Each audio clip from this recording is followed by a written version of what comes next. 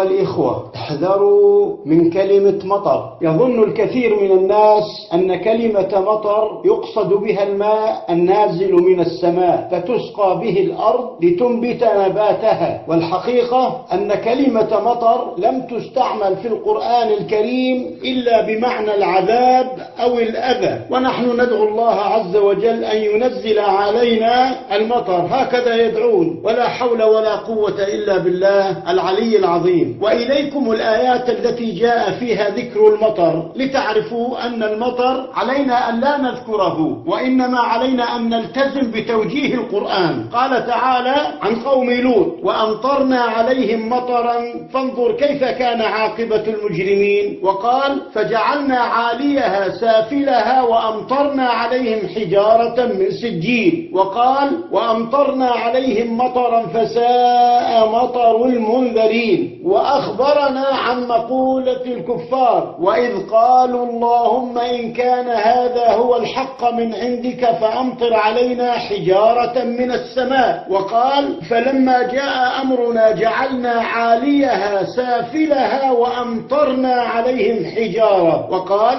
ولقد أتوا على القرية التي أمطرت مطر السوء. أما الماء النازل من السماء لسقي الأرض والأنعام والناس فقد استعملت له ألفاظ غير لفظة المطر، منها كلمة الماء. قال تعالى: حتى إذا أقلت سحابا ثقالا سقناه لبلد ميت فأنزلنا به الماء. وقال سبحانه وتعالى: وترى الأرض هامدة فإذا أنزلنا عليها الماء اهتزت. وهذا من نفحات رحمة الله، والماء يحرك الأرض بالنبات. ومنها كلمة الغيث. قال تعالى: إن الله عنده علم الساعة وينزل الغيث. وقال: وهو الذي ينزل الغيث من بعد ما قنطوا وينشر رحمته. ولم يقل كلمة مطر في القرآن أبدا، فانتبهوا.